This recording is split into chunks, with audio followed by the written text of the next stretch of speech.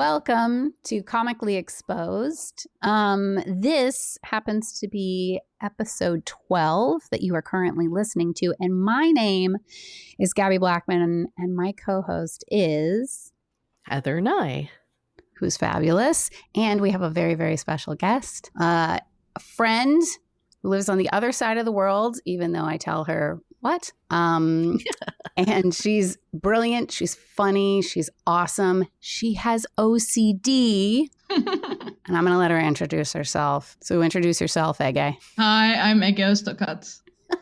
Thank you for having me. Yay! Yay! Ege and I met over the pandemic. No big deal, but it's also how Heather and I met. And it was through UCB improv class, right? Yes. Yeah. 401, where we forged a deep, lasting bond. So Ege has listened to the podcast and had a little feedback, actually, about some of the flavors of OCD maybe not being correctly represented here. So... You want to? Yes. I love this long pause. Yes. So please inform. I am respectful. This is your platform. But on the first episode, you were like, "Oh, contamination OCD is such bullshit, some Hollywood crap. Like, who cares? Do you even know someone with contamination OCD? All these Hollywood types casting beautiful women." I'm sure you said that. Washing their hands, being all clean, like Monica on Friends. That's stupid. That's not OCD. Real OCD is intrusive thoughts. And I was like, but I get eczema from washing my hands too much. I felt erasure. Mm-hmm. I felt oppression. Good. And I'm glad that you are giving me a chance to redeem all contamination OCD havers. Mm-hmm. Well, I mean, we're giving you that chance. It's not going to work, but we are giving you a chance. Look, just because we're more mainstream doesn't take it away from us, okay? Mm-hmm. We have the disorder, so yeah. Yeah, it's all the same. It really is all the same. It's just what we do with it is very different. Yeah. Yeah, just because we're more shiny, clean, cute, beautiful. Mm-hmm. Yeah. Yes. Popular. Popular and hot. More educated. Everybody's jealous of us. Mm-hmm. These are richer. So textbook OCD contamination stuff. Okay. I'm so glad you have me to represent the contamination stuff. Yeah, because all of those descriptors describe you. Yes, they do. They do. They do, actually. Okay, so I have some actual questions. Well, first of all, thank you for coming on and telling us that you have contamination OCD. Do you have any other flavors of OCD? I have some compulsive behaviors, but not all of them are contamination related, but I don't know how to articulate necessarily because my diagnosis was more contamination based because I got my diagnosis in the pandemic.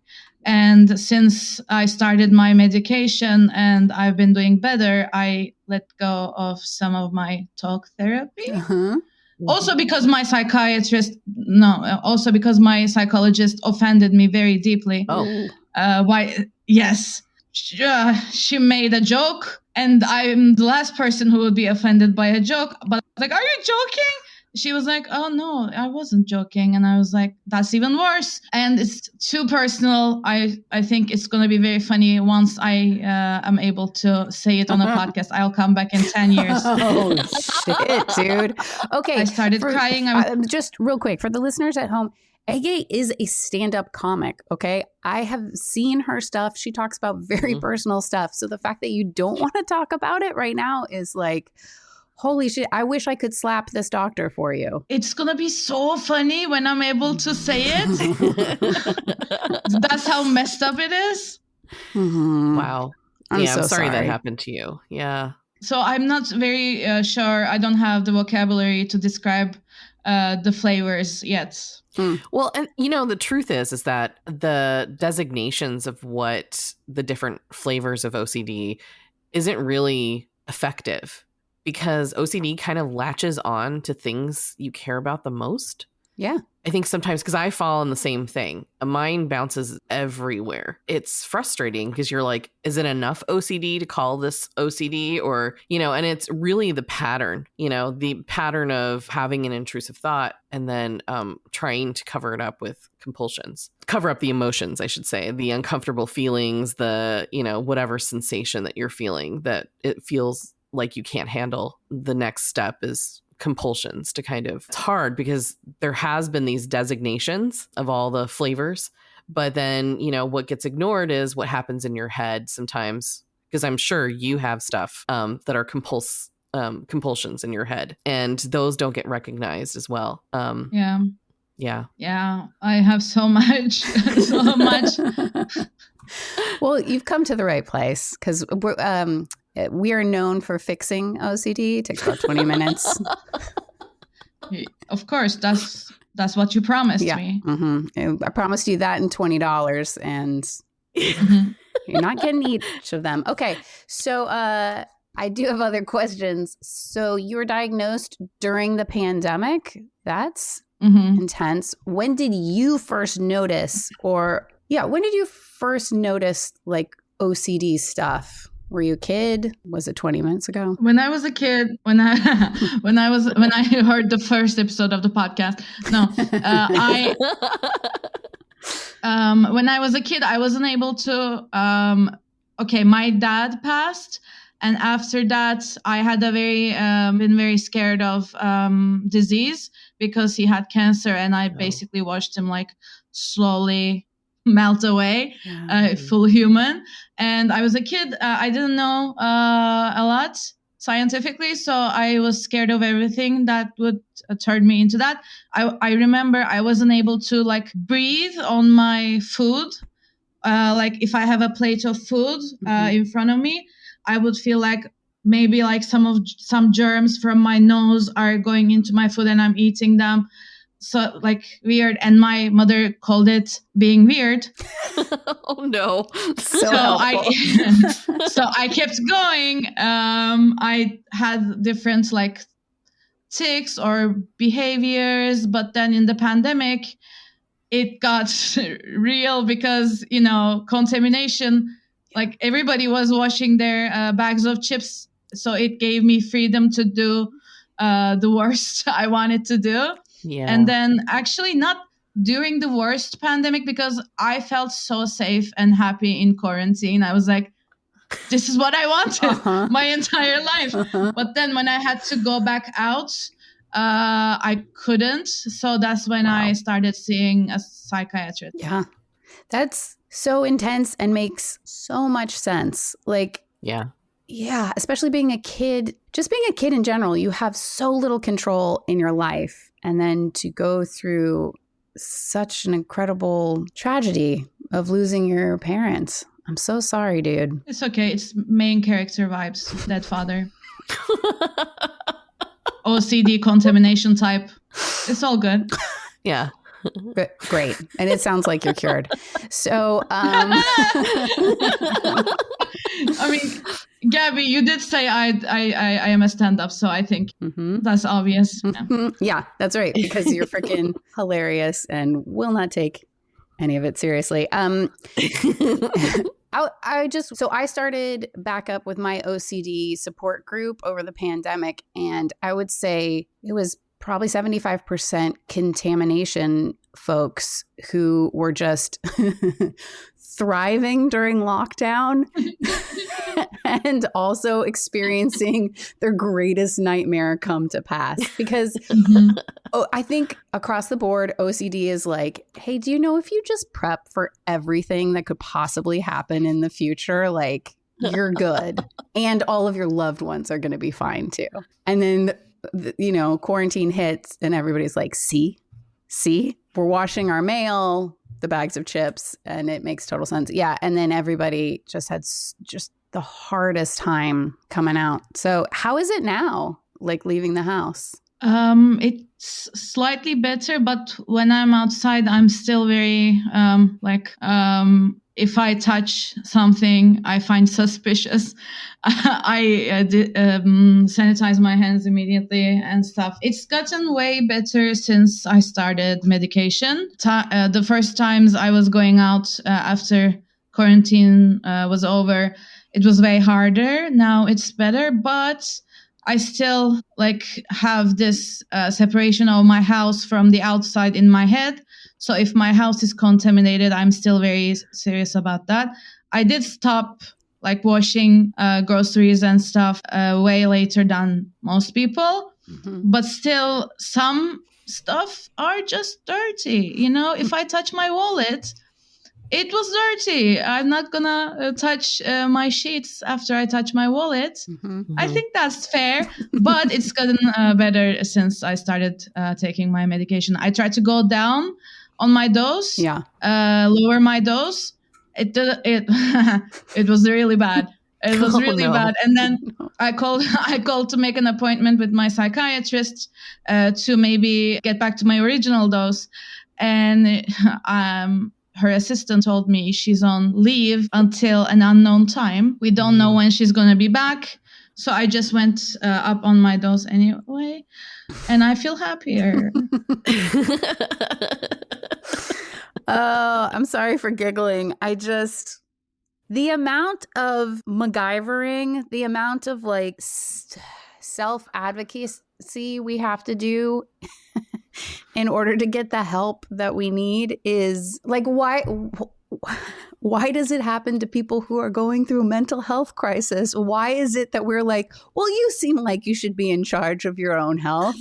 You seem like you should be just out here making decisions and trying to desperately get anybody to listen to you. That seems like a good call. One of my best friends is a mental health professional, and when I was diagnosed with OCD and got prescribed the medication, it finally made sense in my head. I was yeah, I kind of knew, but having a doctor validate it felt really good. And my mental health worker friend, because I'm so good at masking, she was oh, this is bullshit. These doctors give out medication for everything. I was I don't question your anxiety just because I don't see it. And she was really embarrassed. I was oh my God, how did I do this? How did I do this to you? It's been happening to me all my life, and I did the same to you. I was yeah, you were an asshole. Way to shove it in your friend's face, Yeah, exactly. No, but seriously, that's what friends are for. That's right. Yeah, exactly. Well, and then especially I wonder right now, you're just putting a question in my head. Masking. Do you think this is prevalent in more women with OCD, or do you think it's across the board or the gender? I think men get to be weird without being stigmatized, because they're if I have a very particular set of rules for guests coming into my home, then I'm weird. But if I'm a man, I'm just eccentric. Mm-hmm. Yeah. Or a genius or something. Mm-hmm. So we're talking about Elon, right? We're all talking about Elon. Yeah, when I went over to his house, he made me do some crazy stuff.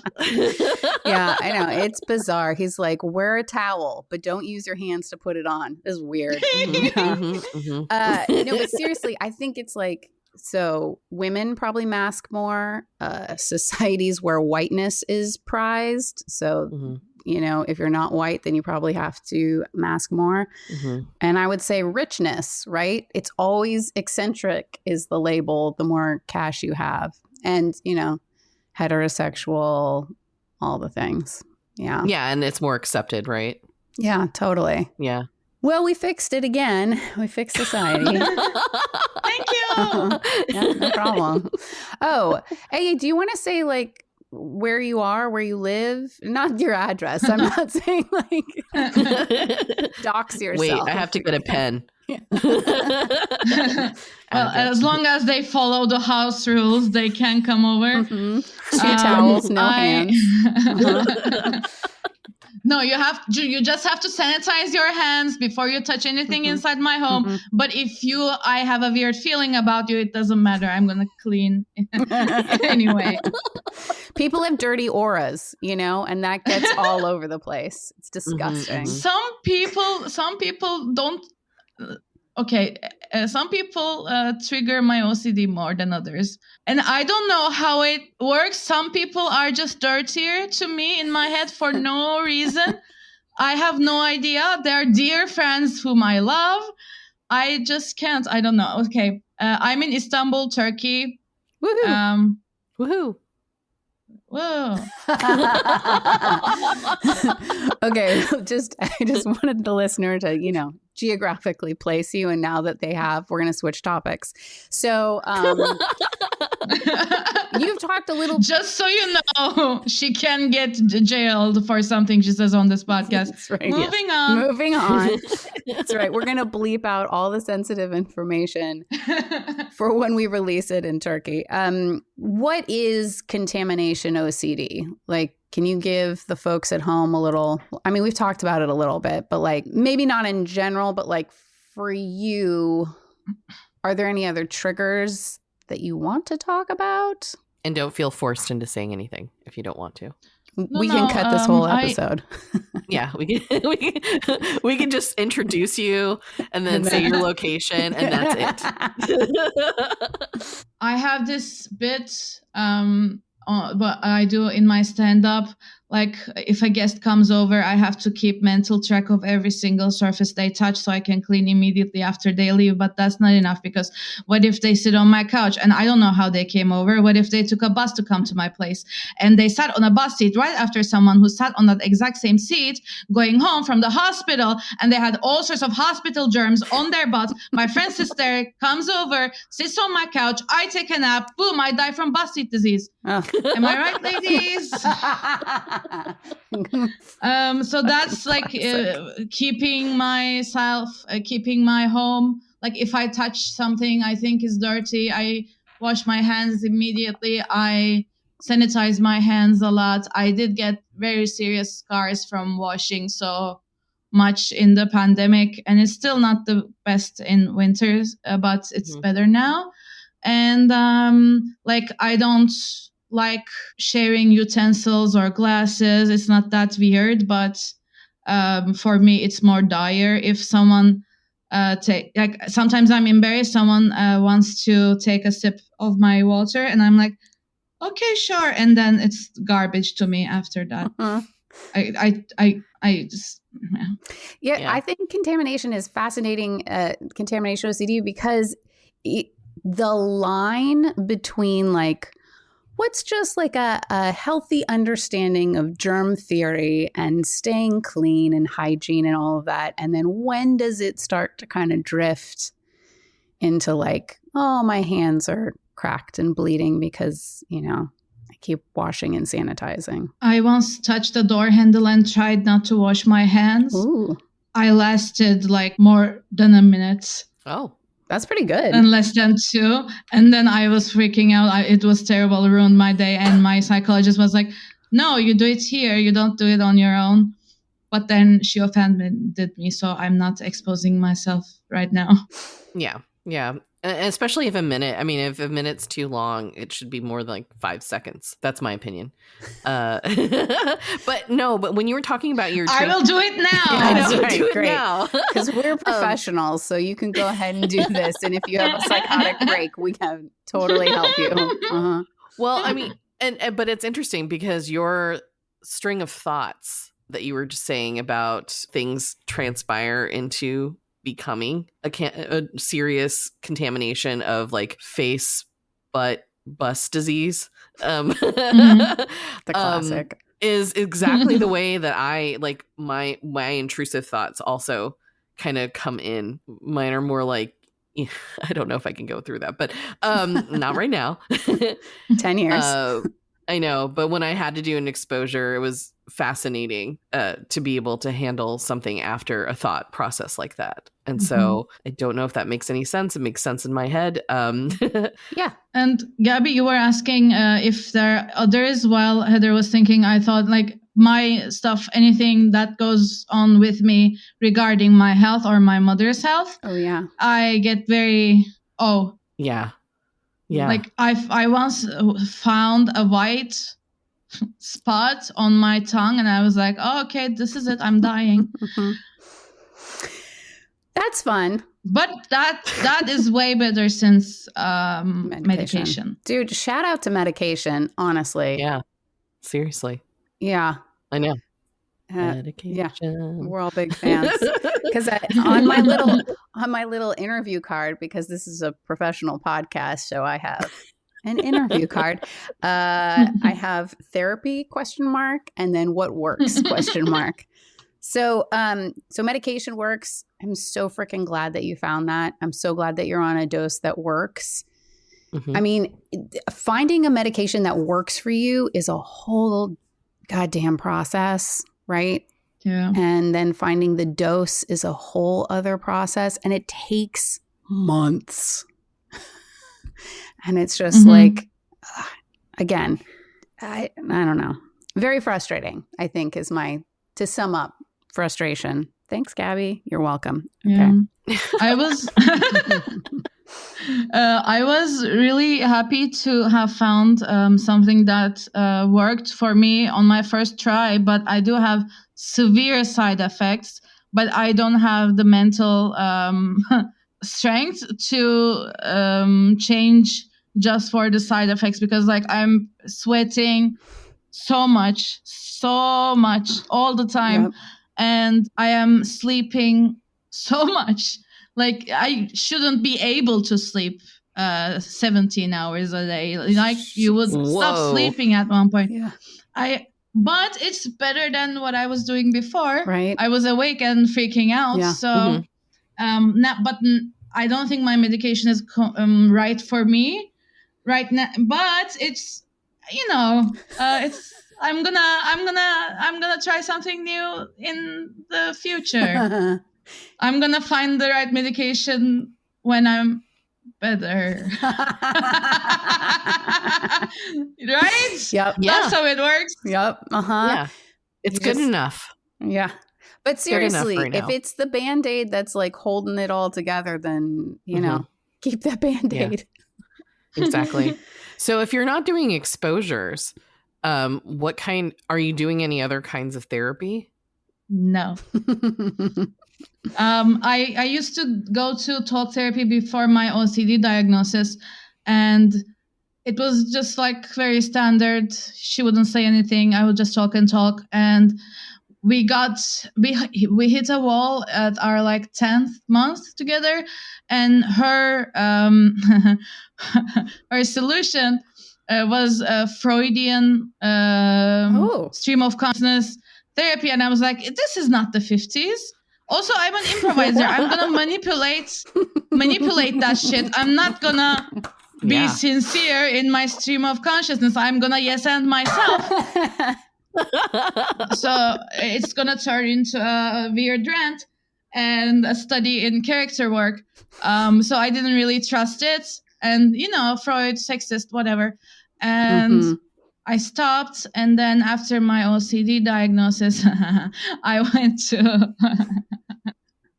I forgot about her. Okay, I went to the psychiatrist who did play-based therapies, like role-playing, and like you are in a group. You're role-playing in a group? Yes. Are you sure this wasn't an improv class? Gabbie, you were there. Oh, that's right. My bad. Yeah. Shannon O'Neill was our therapist. Shout out to Shannon. Okay, it's like drama therapy, something like that, using theater to expose, like, if, you are more. It felt right to me. Okay, now that I'm talking about it, it seems like bullshit. She had 5 stars on the app of where I go to get my doctors.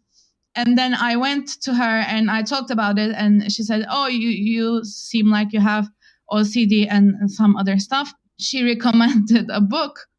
And okay, first of all, even before that, the first red flag, she said, why don't you join if you're so into comedy, why don't you join Güldür Güldür? It's like so bad. It's not funny at all. I was like, no, I'm not going to join Güldür Güldür, the Turkish television program that's been going on for like, it's Turkish SNL, but terrible. Bad. And I was like, it's not what I want to do necessarily. And she was like, oh, I think you're holding yourself back because of fear. I was like, no, I don't find them funny. That's not what I want to do in my comedy. And she was like, well, I think you're resisting. What do you think is funny then? And I was like, you won't know them. Have you heard of Club Coming? I didn't think so. And anyway, she recommended a book, and I was trying to be open-minded despite her terrible taste. And I went and got the book, and basically it was written by an American, but it was a tale of morality. Basically, if you have any disorders, if you have anxiety, it's just because you're not moral enough. Oh my God, that's amazing. What? It's because any sort of disorder, any sort of mental health issue stems from you being an impure person. And it's just your lack of willpower. Yes, like you're weak. Yeah. You don't have anxiety, you're weak. And if you do good deeds, you're going to be less weak. And this dude was also, I'm going to find and send you the name Please. of the author. Yeah. And I looked him up. He's also like a motivational speaker for corporations. So this was like a Protestant, like, oh, this is, and you do good deeds and you work really hard and you make your boss money and then you will be healed. So that didn't work. What? That didn't work? No, and then I started, I went to my psychiatrist. She recommended a psychologist who specializes in cognitive behavior therapy, CBT, and too much homework. Yeah. I was still going, but then she offended me very deeply. And then I stopped, and now I don't have the energy to like get in the process of finding a therapist, because then I know now before I find the one, I will get called impure and morally corrupt. Yeah. Yeah. Wow. The struggle to find like a good therapist. And then also, was the person who wrote the book like OCD, like what is it? Religious scrupulosity. Yeah. 1,000%. I was like, your therapist is trying to give you scrupulosity. Like, that is. No, I mean, if it's better than contamination, I'll take it. Listen, Ege, it's not better. It's just different. Okay. Yeah. Okay. I know. I already have the good kind. I have the good kind that's represented in mainstream media. Yes, I mean, if Monk has it and he's just a sex symbol, then the rest of us can only Monk strive. is a sex symbol. Listen, I don't know what posters you have up on your wall, but I kiss his photo every night before I go to bed. I kiss it 37 times. It's not a big deal. It's not OCD. Yeah. Now we know Gabbie's type. It's Tony Shalhoub. And honestly, would hit it. Would hit it. He can get it. It's Tony Shalhoub, Lena Dunham, and me. What? Lena Dunham? Where did she come in? Yeah, she had OCD in Girls. Her character had OCD in Girls. Oh, I totally forgot that. Recently, I read an article. I don't know why people are still talking so much about the TV show Girls. I don't know why it's still so important to people, but I read an essay very recently, like last week, that was like, Lena Dunham really did a good thing by representing OCD as ugly. And not cute. She didn't glamorize mental illness of women. She was really ugly, and she's a feminist for it.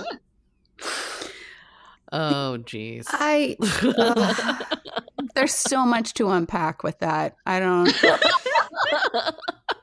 even know where to start. I mean, Lena Dunham is not my favorite, comedy necessarily, whatever, but the amount of shit that she got by just being a person in her own body. Yeah. It's like, must be nice. Super fun. It was really fun watching someone way skinnier than me go through that. Are we talking about Monk again? I hope we're talking about Monk. That's all I want to talk about. Okay, I also just very quickly want to say scrupulosity is religious, usually in basis, for those who don't know about OCD. And it is pretty much exactly what Ege was saying. It's a morality thing where you feel like it's usually tied to religion. And I'll say it, most of my friends with scrupulosity are Catholics or recovering Catholics. And there's just like the amount of rules that come with Catholicism really just fits in with OCD so well. So if, you have an inkling and then you're brought up Catholic, it can really bring it out. Yeah. And that's a painful one too. Good. Well, I'm glad I brought it down to a halt. I can bring it lower. Okay, let's try it. Because I was thinking, what if ISIS is that for Muslims? Oh yes, yes, dude. All the rules, man. But this is my theory. I swear to God. I don't know if we talked about it on the podcast. I think most religion traditions and rituals, those are just OCD people throughout history trying to shove our weird shit on other people. Where we're like, do you know what? God or gods really love this certain hat. And so everybody's got to wear the hat, and we've got to pray facing this way, that way, all the ways. Go get these certain plants and shake them in these directions, right? Get this incense, do this thing, stand up, sit down. I mean. Yeah, kneel. Don't eat pork because it's dirty, right? Oh, dude, how about don't mix meat and milk and then get separate plates for that situation, nay, get separate kitchens for that situation. I mean, come on. That sounds good. Thank you. Also, for our listeners don't know, I'm Jewish, so I can say that, okay? And I was, as a secular Turkish person, I was talking about the pork regarding to Muslims. So there. And when I talked about ISIS, that wasn't me. Nope, that was the fourth guest. Yeah. Yeah. Mm-hmm. The unnamed guest. The unnamed guest. Okay, well, I think we could also go back and forth for a while and what kind of side effects did you get from your medication? And, talk about that for a while. But I actually want to transition into comedy because you are a comedy great. And yes. I want to talk about so many, many things. Number one, I just want to say improvising with Ege is such a treat. And we only do it over Zoom. And yet it is still so goddamn funny and amazing. You are so quick and so fucking funny. And I miss us doing that. So that's just a guilt trip that I'm putting on you. And number two, can you talk about stand-up? When did you get into it? How's it going? What's up? Gabbie, thank you so much. I really miss doing improv with you and interrupting you always, all the time. Yes. Please do. I want to blame Zoom, but I just like interrupting people. Sorry. You should have interrupted me when you said that. Not to note it, but okay, please. Okay, stand up. Okay, I did improv. I started improv because I really loved UCB style comics. I listened to a lot of Comedy Bang Bang. I was really interested in improv. We don't have UCB and long form is it means boring in Turkish improv. And they don't get it. And anyway, I did short form improv with my group until the pandemic. And in the pandemic, before the pandemic, I tried to go to Chicago to take some classes at Second City one summer. and I was denied a visa. This was the Trump years, and Turkey was on the shit list. Yes. So I was denied a visa, and then pandemic happened, and I was able to take UCB classes, and something clicked. Like I was like, oh, these people understand where I'm going when I start my sentence. And sometimes with my Turkish group, even though we are from the same culture and we speak the same language, sometimes they don't like see or understand where I'm going, or it was like I clicked way better in English. So after improv classes wrapped, I didn't have anyone like Gabbie here to do improv with. So I decided to, you know what, I think I'm good at English. I'm going to try an English open mic for stand-up. And before I went, I checked with Gabbie, is this funny or terrible? Like my first 2 months, I was sending Gabbie everything I was writing, seeing like, is this nothing? Or is it like slightly funny? If it's slightly funny, I'll go for it. And turns out it worked. And I started doing stand-up last year in August. So a year and a half now. Yeah. And I do stand-up in Turkish, but I have like an hour and a half worth like long material in English, but only like 20-25 in Turkish, because Turkish people are more like, what is this? Okay, I just want to say, when you first started sending me stuff and you were like, I think I'm going to try stand up, I was like, holy shit, this stuff is so funny. If you don't get on that stage, I'm going to be personally angry. I'm so glad that you do it. And then you and I have talked about too, about how English is your humor language, right? I think so, yes. Yeah, which I think is fascinating. Yeah, it is fascinating. So I know you've been doing stand-up and you're quite successful. I believe that you won like comic of the night like pretty early on. Yeah, they give out awards for the best open micer, and now I do like my solo show, but I still want the record. I want to be the record holder. So like I'm the MC 1 week, and the next week I'm like, I want the award now because there's a very funny Syrian kid who started, and he has very funny jokes. And I'm like, he's coming for my award. I'm going to take it. And I did my first hour-long show. We had a split show with a great American comic in December last year. So like 5-6 months after I started.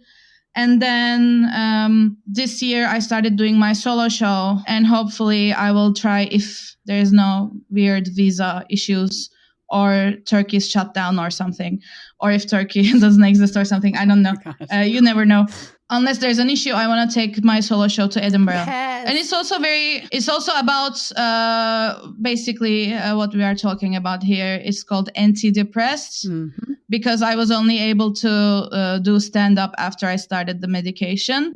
And also it's a lot about OCD behaviors, like anxiety. It's just what's going on inside my head. And Gabbie, are you doing more stand-up recently? I know you did a couple. Okay, first of all, I want to say seamless transition, Ege, because I wanted to talk about your one-woman show, and I'm so excited for it to go to Edinburgh or like anywhere.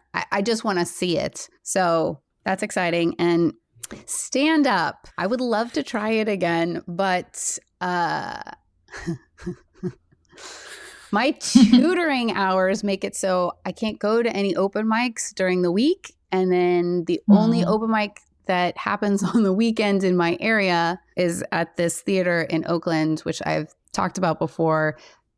My car got broken into, and then the next time that I went, I was almost in a shooting incident. So I haven't gone back. But I would love to try a stand-up again. Just got to get on that. And are you writing more sketches? Also, can I say, as a listener of the podcast, fuck Sketchfest. Hey, yes. Fuck Sketchfest. Fuck Sketch. I'm assuming that's what the listeners are doing, is just chanting it over and over again. Of course. Yeah. What a bunch of... Are you writing more sketches? I want to watch Not Sisters so badly. Hey. Oh, yeah. Yeah. I don't know. We should talk to Susan, or I mean, you could also be a not sister if you want to. Yes, you But definitely we could. I know we have to come up with something. Another goal, because otherwise we're just like, hey, how's it going? I'm good. How Free are floating. you? Yeah. Well, I haven't been writing a ton of sketch, which is a bummer, but I also feel like my life is not super interesting at the moment. I'm just not feeling like I'm interacting with people enough to write sketch, I guess, which is probably just a cop out. Yeah, that's a cop out. Yeah, okay. All right. But Heather shared a sketch a couple weeks ago, the hot dog sketch. Oh, the corn dog sketch. Oh my God. Ege, I nearly peed myself. It is so goddamn funny. This one here, the sketches. Yeah. See, she's deflecting. She's not talking about herself right now. She's telling me how awesome I am by not talking about anything. Yeah. Gabbie, you know what? What? You're awesome. You're really funny. Anyway. Let's stare at Gabbie. She's gonna cry. Gabbie, you're so funny. Oh, I think my dog needs me. Oh, was that my phone? Yeah, exactly. Oh, I gotta go. I gotta go. I know. Yeah. So I would like to be doing more comedy stuff. How about that? Yes. And I appreciate you guys saying that stuff. I do think that I'm funny. Fuck San Francisco Sketch Fest. You know, it's going on right now. I have friends in it, but okay. Fuck it. All my favorite comics, but still fuck it. Number 2, fuck the late night podcast show that sucks. Thank you. I appreciate it. It's not good anyway. We all know it. I know. It's so bad. But, you know, it's like being rejected by somebody that you're like, oh, this person, you know, is really smelly and they're very mean to everyone. And I don't like anything about them or their lifestyle or anything. But then you ask them out anyway, and they say, no, thank you. And you're like, oof, that hurt. That happens to me so much because I pick someone ugly that I'm not attracted to just because I think it will be easier and I will feel safer. Yes. And then they're not chasing me like they should because they're an ugly, gross person. It's the worst blow to the ego. Like, it's like that time when my stalker dumped me and started stalking someone else. I was like, what the fuck? Okay. I'm so sorry. Number 1, brilliant joke. Fucking brilliant joke. But number 2, I'm sorry you had a stalker. No big deal. I was in high school. Oh my God, dude. He's a CEO of a dog walking company now. Does he use the dog walking as a cover to fucking stalk people? Of course, he has access to people's homes now, not mine. Doesn't care about me. Listen, he's going to stalk you again. I swear to God. You just, no. Yeah. If you just buy that new hair product, he's totally going to stalk you again. I don't think so. It's been 10 years. He's not coming back. Fucking, oh. I was going to, before you had said the gender of the stalker, I was like, let me guess. Imagine having a female stalker. She would be so helpful. Not to say women can't be stalkers. Girls, you can be anything. Of course. Lean in. Okay. Also, have you been writing sketch at all, Ege? No. Also, I by the way, I do have a question for the two of you, if I'm allowed. Nope. Mm-mm. I've been going through kind of a writer's. Okay, sorry. No, please. Yeah, please ask. I've been having like difficulty writing new material.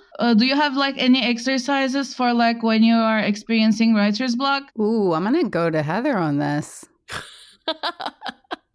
Well, so sometimes when I have writer's block, or if I'm being self-critical, because that's really what it it is for me is I go to prompts online. I'll go to a word generator or whatever, and then just base something off of that. The other exercise is just free writing. I do free writing. I mean, these sound boring, but literally like, I literally free write and then something comes out of it that is either funny or on the verge of something, that happened. And sometimes I'm just inspired by things that just happened. It's usually thinking about like weird conversations, like writing the corn dog sketch was actually somebody on Twitter that I followed had written something about an interaction they had with somebody in the parking lot with a corn dog. And from there, I just kind of went and I wrote something out of it. And so that took it to the next level. Sometimes when you're feeling uninspired, you could find inspiration from within or outside of you. This sounds stupid. I need to find someone on the outside, some stuff on the outside to draw from, because I already talked about all of my mental issues. I don't have any new ones. And I tried morning pages. It's just a list of my anxieties, not in a fun way. It's just like, oh shit, I have to leave the house today. Oh shit, I have to leave the house today again. And just like you can see the effort in trying to fill the 3 pages. And I tried work with AI. I went to ChatGPT and I wanted him to write Women can be AI too. I think ChatGPT is male. Okay, but I tried to get it to write jokes so I could be like, oh, this is not a joke. Fuck you, AI. I'm going to do better. That was the logic behind me turning to AI. It didn't inspire at all, but it was really terrible what he wrote. Well, you know what I did? You know what I did once? I'm remembering something that actually helped me generate ideas. At least this was for sketch. I had random titles for sketches that I would draw from like a bag, and then I would write a sketch in 30 minutes. And so I called it 30-30-30. So I wrote 30 sketches in 30 days for 30 minutes at a time. Oh, so good. Okay. I'll try. Yeah. And then what I did was I went to Instagram to all my comedy friends and said, give me a title. Like, just give me a title of like whatever. And then there was also, I can give you the title. I'll find out what the title generator was that I used. But it was like for novels or whatever. But it was really weird. Like there were some really weird titles that I got from it. And I was like, okay, this is what the sketch. And it was literally, I had no time to think. I just had to write. And I actually had a couple, more than a couple sketches that came out of it that I was able to develop. Some really good ones too. That sounds great. Thank you. I'd like to give my advice too. Thanks, Ege. Please don't walk away from this. Just kidding. Okay. So my advice is, I have the Notes app, not to brag, but I do. And I, whenever something funny strikes me, I write it down. So then when I get writer's block, I'll go to the Notes app and I'll scroll through and I'll be like, holy shit, there are some brilliant ideas in here. And then I'll get overwhelmed and I won't write a thing. So big recommend. I tried the Notes app, but new stuff is boring and old stuff doesn't make sense. I can't figure out what I meant when I wrote down like tablecloth disco. I don't know what that means. I have no idea. And my last note is about Israel and Hamas, and I'm like, I'm not gonna do that. Why not? Say it on the podcast, Ege. Say it right now. It's not about Israel and Hamas. It's not. It just uses the words. Yeah. It's nothing. Okay, see, this is unusable. I want to be with him when the earthquake hits Istanbul. Okay, we're expecting a big earthquake. And I was at a friend's house with a bunch of comics. and there was a small earthquake, and we were all freaking out because there was a big earthquake last February, and we were all freaking out. I was like, I don't want to be with these people. I want to be with someone special. Like, I want to share my tent with someone I like, but I can't do that. I think you can, and I also think that you should say it at a stand-up night where all of those comics are present. Name them by name and say, would not be with you in an earthquake. I told them in person. As it was happening, as we were evacuating, I was like, I don't want to die with you. You suck, you suck, you suck, you suck. Yeah. I living in California, I guess, we get earthquakes all the time. And the big one is supposed to come and, like swallow the whole state or whatever. That's science. Do your own research. But yeah, I don't know if a stand-up comic is who I'd want to be in an emergency situation with so much as like a doomsday prepper who's probably like full MAGA or whatever, but they've got like a bunker to die for. So I just, But Gabbie, I would be in an earthquake with you. I would be in an earthquake with you. It would be fun. It would be really fun. We would die together, just laughing. Yeah. Being like, what? I'm gonna die now? Okay. or even better, we both survive but slowly run out of our medication. It becomes Survivor with medication. Yes, exactly. Oh shit. You have your own podcast, right? Yes. And let me tell you, just real quick, my biggest criticism of the podcast, I can't understand it because I don't speak the language. Americans not learning Turkish. Classic. Well, the opportunity was there in school. It was like French, Spanish, German, Turkish. Yeah. And living in California, I obviously went with French, which has done me no goddamn favors. I can't speak it. I am currently tutoring somebody who takes their classes in French. So I'm trying to teach them math, but in French. It's fabulous. It is so frustrating. Anyway, back to your podcast. I'm sure it's great. Thank you. But seriously, what are you going to do for the Americans? Because I would just love it if all countries and people on this planet could understand that America is number one and we're your biggest demographic. So we just put our U.S. like stamp on everything. You speak English here. Yes, you speak English. And also, can you do the podcast while holding a gun? Because that would make it more American. Yeah. Are you not seeing the bikini I'm wearing? The flag. Yes, I did see that. Okay. That's patriotic. And with the American flag in the background. And look at the butt. That's good too. Look at the butt part. It's the bad flag. That's how American I am. Oh, yes. It's either the thin blue line flag or the MAGA flag. The Confederate. I also I want to say that your tramp stamp of Trump is gorgeous. It's stunning. They put every hair in the right place. And he's making that little like puckery thing with his mouth where it looks like a sphincter. Hot, dude. Hot. Guys must and it's go so crazy orange. Yeah. It's so orange. I didn't even know they could tattoo in that color. That's amazing. Yeah, it is amazing. I said it before. I'll say it again. I'll marry you in a second. Come get American citizenship. Get over here and let's start our comedic journey together. I really want to move to the US. I think in 2 years, I have a plan to be an immigrant. Yay. Are you still planning to move to the wrong coast though? You still planning on New York? Which, by the way, New York or comics in New York? Are you kidding? It is not a town known for its humor. I know.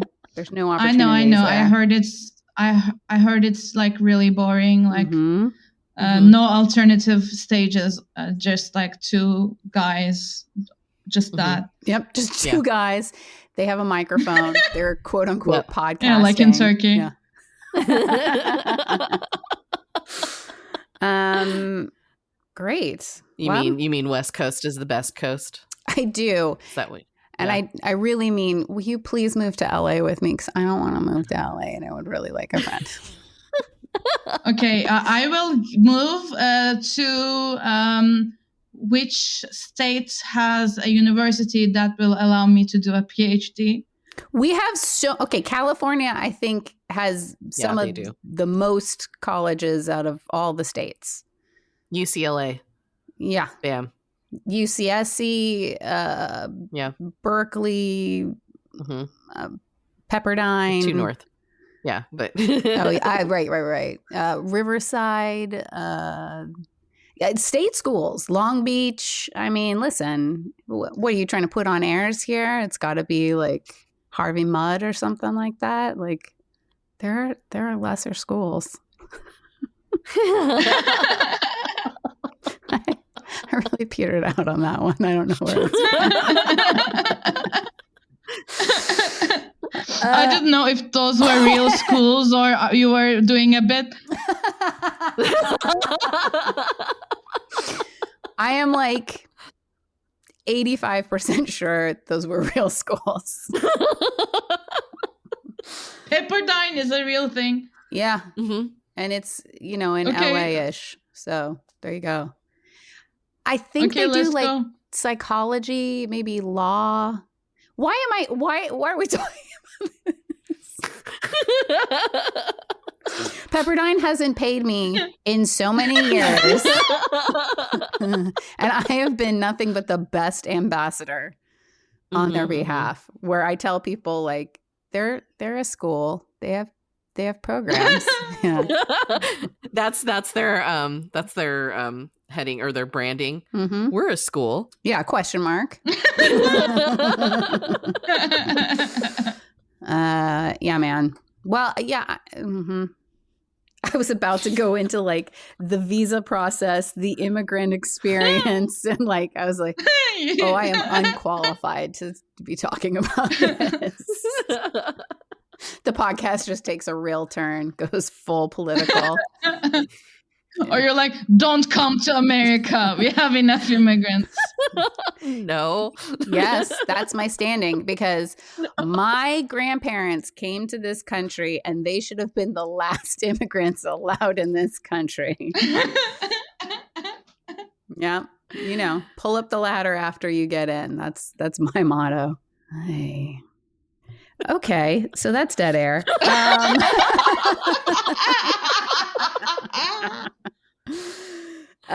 Okay, so I wanted to talk to you about the Edinburgh process. So are you trying to go this year, or are you thinking 25? This year? Yes. Yes. I signed the contract with a venue. I'm gonna do a full run. Holy shit! Oh my god, this is amazing. How long is a full run? 3 weeks. Holy shit, dude. Whoa. I am so impressed. Do you need a PA? Why don't you come to Edinburgh and do a run? Their registrations are still open. Really? Yeah. All right. Now I have to come up with something, though. Okay. Do you know the dates that you're going to be in Edinburgh? Because we have like 5 people that listen to this podcast, and you're one of them. But I'm sure that we could get some ticket sales going. So when are you going to be there? In August, August. Throughout the festival, I will do a full run every day except for Sundays. Yeah, I'm going to do Antidepressed and watch a lot of shows if I get a visa. I did sign my contract, but I still need to apply for the visa. And before I do that, I want to try to register to the official Fringe registry so I can get an invitation from them as well, not just the venue, stating that they are coming to perform, not to steal our jobs or whatever they do. Yeah, that's classic steal our job stuff. Coming in here, putting on a one-woman show when there are so many people that would love that job. When there's so many women that want a one-woman show. And Seriously. who have your exact life experience and want to talk about it on stage. What do I think? The Scottish women don't have enough OCD? I'm wrong. That's right. That's right. Thank you for saying it. You know, that's a first step. Stolen valor, you know. Yeah. Okay. So the show title is Antidepressed. Yes. Going to be there for all of August. You should go check it out, listeners. I really want to go. This is so exciting, dude. Is there anything that we can do to help you get a visa? Do you want us to sign something? We're Americans. Did I not say that? So, yeah. Do you want a signed doctor's note for me? Yeah, like she's okay. Signed an American. That's it. You know, done. I've talked to her in Zoom for like over 2 years now. She haven't talked about blowing anything up unless the scene called for it. Yes. Right. Yeah. Only in space work, mime work, does she blow things up. And then I say, quote, she's one of the good ones. And then I sign it in American. You say like, I know Turkey. I know where Turkey is, but like, she's quite white.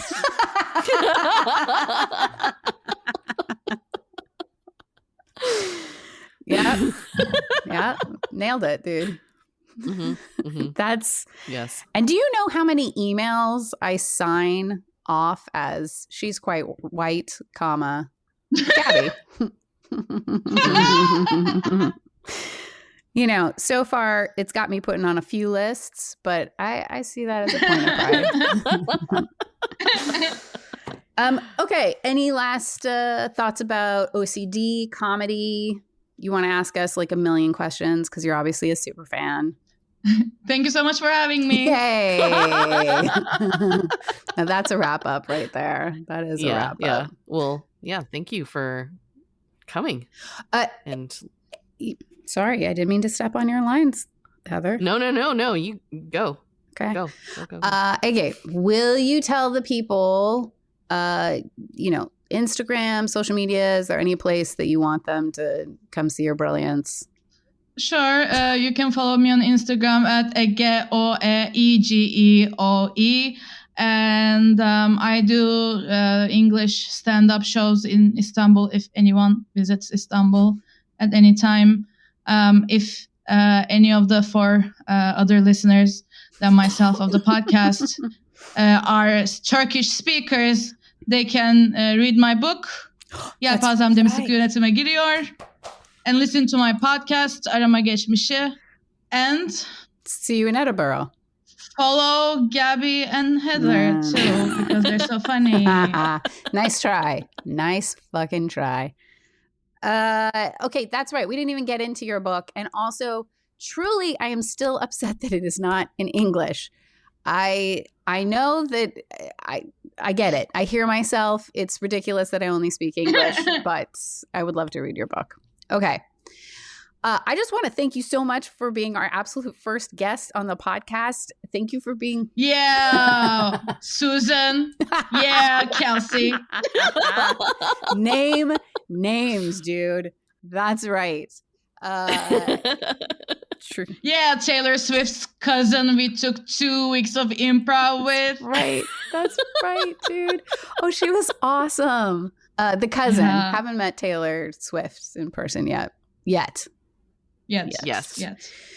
But you've been an amazing first guest, and thank you for being so honest and open about OCD and how that's, been really fun for you. This has been great. I appreciate it. I think everybody now realizes that people with contamination are better people. Yeah, in every way. Yeah. And if we could and hot. Right. And hot. Yes. I mean, obviously they've been listening to your sexy voice. They know how high you are. So I'm excited for us to put up the list of which OCDs are the best, which ones are legitimate, and which ones are just, in people's head and they're just making them up for attention. So, yeah, man. Thank you. Yeah. Bye. Bye, everyone. Bye, everybody. This is the end of the pod. It is the end of the pod. Bye. Bye.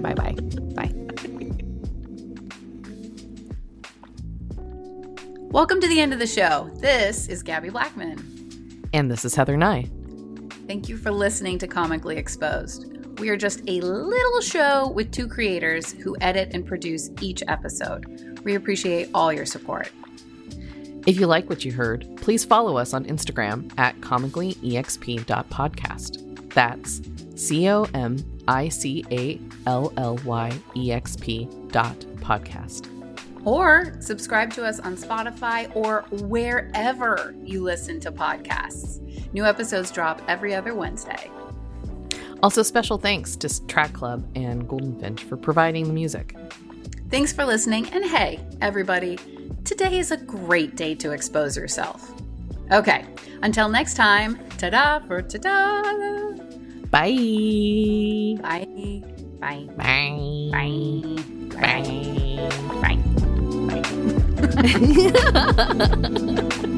Bye.